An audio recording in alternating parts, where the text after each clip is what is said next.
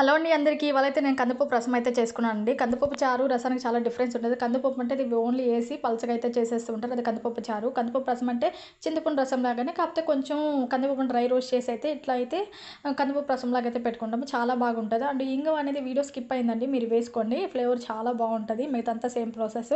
And నా video చూస్తూ అయితే మీకు ఇవాళైతే ఒక అంటే ఈరోజు నేను నేర్చుకున్న వీడియో అయితే మీతో అయితే షేర్ చేసుకోవాలనుకున్న ఎమోషన్ అనమాట. అండ్ ఎమోషన్ అంటే ఏం లేదు. మన కళ్ళ ముందు ఏదైనా కనిపించి మనకు అటాచ్‌మెంట్ అయితే అది ఖచ్చితంగా మనం ఏడుస్తాం కదా! సో, సేమ్ అలానే నాకైతే ఇవాళ జరిగింది. అదేంటంటే కన్న తండ్రి. కన్న తండ్రి అంటే తెలియని భయం, లోలోపల దాగున్న ప్రేమ, ఓకే. ఎమోషన్ గదా! సో, అదన్నమాట. ఫస్ట్ ఏంటంటే నేను చూసింది కన్నతండ్రి కన్నబిడ్డల కోసం పరితపించే ఒక వీడియో. కన్నతండ్రి ప్రేమ చూపించడం అదంతా చాలా బాగా అనిపించింది. అండ్ మనం ఏదైతే వీడియోస్ చూస్తుంటామో దాని రిలేటెడ్ వీడియోస్ అయితే ఇస్తూ ఉంటారు కదా! సో, ఆ వీడియోస్‌లో ఇంకోటేంటంటే 40, 50 ఇయర్స్ అయితే పిల్లలుంటారు. ఆ కన్నతండ్రి అనేది లాస్ట్ స్టేజ్‌లో ఉన్నారు.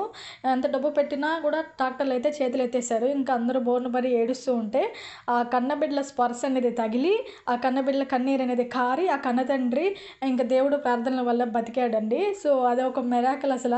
ఎన్నున్నా సరే డబ్బు పరంగా ఏం చేసినా దేవుడు మిరాకిల్ ఉండాలా, ప్రేమ, ఆప్యాయత. ఆ ప్రేమ, ఆప్యాయతే ఆ కన్నతండ్రి కళ్ళు తెరిపించింది.